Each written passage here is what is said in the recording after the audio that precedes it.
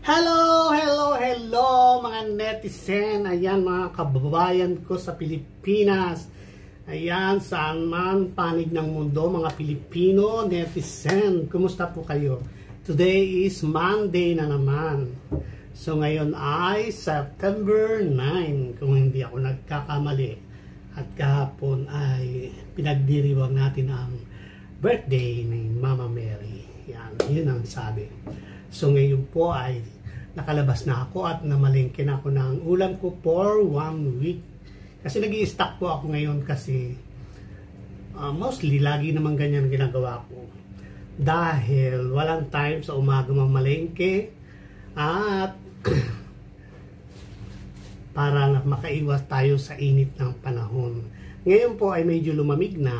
Ang temperature po ngayon ay 30. So ayan, medyo malamig na po yung 30. So ayan, namalengke ako at ako bumili ng dalawa. Ayan, ang tawag dito ay hasa-hasa yata ito. Ayan, medyo maganda pa yung mata niya. Tapos, gagawin ko siyang may sabaw. Tinola, parang ganun. Ayan, lalahakan ko ng patola. Anong tawag dito? Sa sakit ng mga umiidad ng mga kalalakihan. Yes, ako po ay bilong pa sa paglalaki. Ayan, nakakatulong daw po yan sa prostate cancer. Ayan, anti-prostate cancer. Yan naman po ay pinag-aaralan pa. Pero wala namang masama kung ating ito try. So lalagyan ko lang siya ng luya, ingredient at saka sibuyas. Siyempre meron tayo lemon green. Ayan. So iyan po ang aking lunch for today. At ako'y nag-prepare na rin ng paglalaba. Ayan. Mamayang hapon na po ako magsisimba. Kasi durong init nga po. At ako ay medyo mahina ang katawan ngayon. Kaya ako kain ng sabaw na may luya. Ayan. Para tayo ay medyo mabago ang pakiramdam. Kaya po, ito po yung sikreto. Pag medyo hindi maganda yung aking pakiramdam ay nagluluto ako ng sabaw. Yung soup.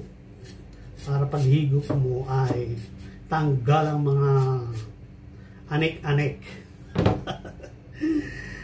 Ayan, sa mga kabataan, hindi po naranasan ito ngayon, pero ina-advise ko na habang bata pa tayo ay mag-ingat sa ating katawan. Huwag nating abusuhin ang ating katawang lupa para ready kayo pag kayo ay dumadating na sa dapit hapon ng ating edad. Ayan. Ang pangaral ni Mamita.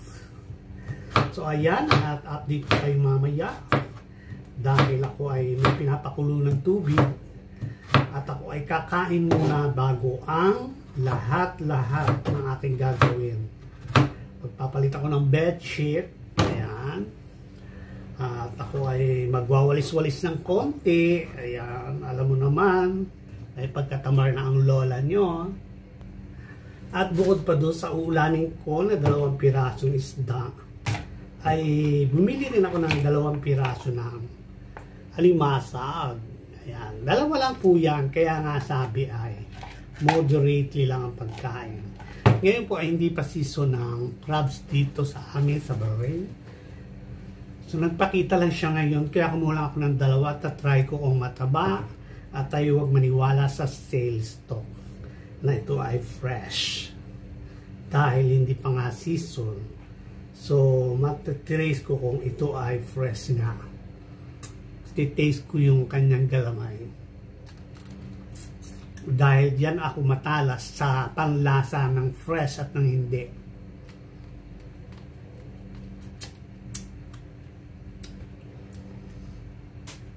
Totoo po ang chismis niya sa akin. Fresh siya kasi manamis-namis. Ang hindi kasi fresh dito parang mayroon siyang pag na-taste mo yung laman parang may lumalabas sa ilong mong bantot. Ayan. So ito ay manamis-namis. So hindi po sinungaling yung nagbenta sa akin.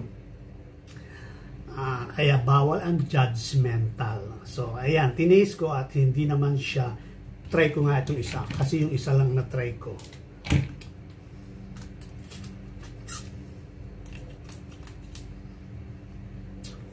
Same. So hindi po siya sales stock lang. Totoo. So ayan, sorry naman po sa pagka-judgmental ko. Kasi minsan hindi natin may iwasan kasi na-experience natin yan. So kaway lang dyan sa mga naka-experience ng mga sales stock. At pagdating ng bahay, ubod ng baho. Ayan. Tabi naman sa mga negosyante. Kung mga alam nyo na hindi na papasa sa panlasa ng tao, ay huwag nyo nang ibenta.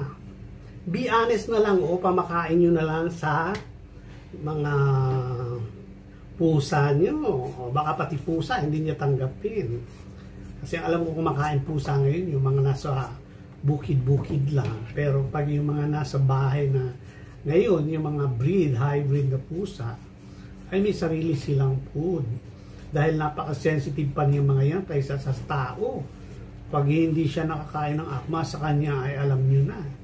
Nag-LVM din yung mga yan. So, mas magastos pa na magkaroon ng anak. Kung ikaw ay may alagang pet na hybrid na aso o hybrid na pusa, magastos pa yan sa meron kang isang baby, sa totoo lang. Update ko kayo mamaya. So ayan, at binabalatan ko ng ating patola para pag kumulo yung ating isda ay ilalagay na natin siya. Kaya mga ganito simpleng lutuin lang yung aking niluluto ay healthy. Alam nyo ba yun na ang mga simpleng luto, kala natin ay hindi tayo sosyal, ganoon. Pero hindi natin alam na ito pala ay napakasustansya.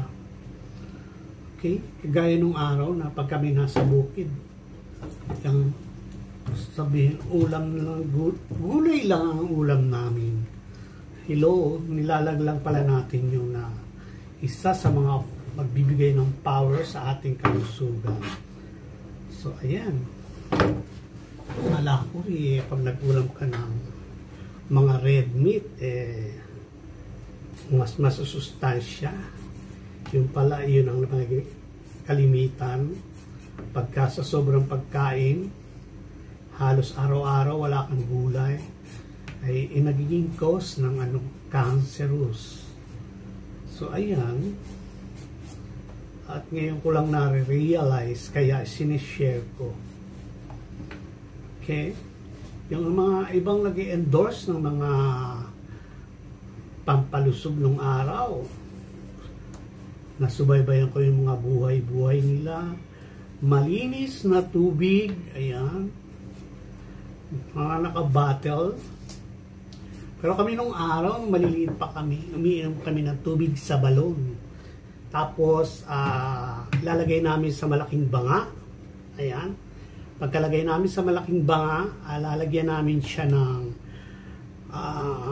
tela o damit na puti. O kahit hindi puti, basta yung manipis lang na pwedeng masala yung mga dumi-dumi.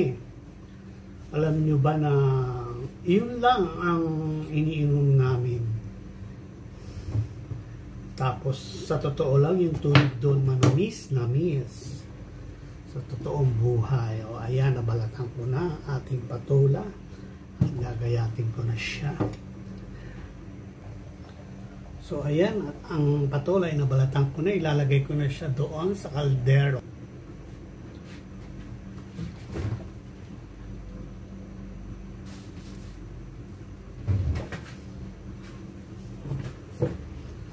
So ayan, hinihintay ko lang maluto ang ating gulay at tayo ay almusal na. Ay maglalaba ako pagkatapos ko mag-breakfast na diretsong tanghalian. So ayan ang ating ulam. Ayan. Nakita nyo yung mata ng isda, maputi. Ayan. Tapos may sabaw, maraming luya. Tapos ito yung ating ulam. So tayo ay kakain na. Ayan, mga kababayan. Pasensya na at maalog ang aking. Ayan, kain na po tayo. Salamat sa Diyos at mayroon na naman grasya. Sa mga hindi pa kumain dyan, kain po tayo. At lalagyan ko na ng calamansi. Ayan. So ito ay citrus, kulay green.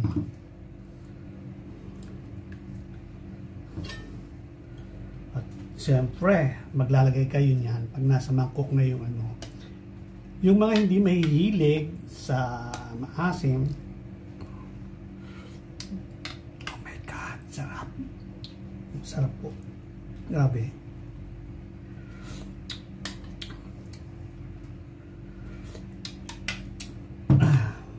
Kain po tayo mga kababayan. Ayan.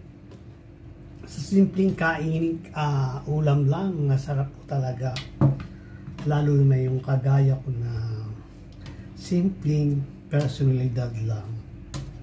Kaya po sa mga hindi pa nakasubscribe, please subscribe to my channel. Ayan. Sa mga hindi pa po nakasubscribe, ayan, subscribe na po. Supportahan niyo rin po ang aking channel na maliit. Bagamat ito ay medyo matagal na, ganun po tayo yung kalakaran pagka yung hindi ka maganda, hindi ka gwapo, o nagiging judgmental na naman ako. Kain po tayo. Salamat sa mga patuloy na nanonood ng aking video. Ayan, God bless po. At enjoy ko po ang food. See you on Monday again. Ayan. Subaybayan natin ang, suportahan nyo naman po ang aking kababayan na si JM sa PBB. Ayan. Sana ay support natin ang PBB House. Lalo ng ating kababayan si JM Ibarra. Ayan. Thank you so much po. See you on Monday. Bye-bye.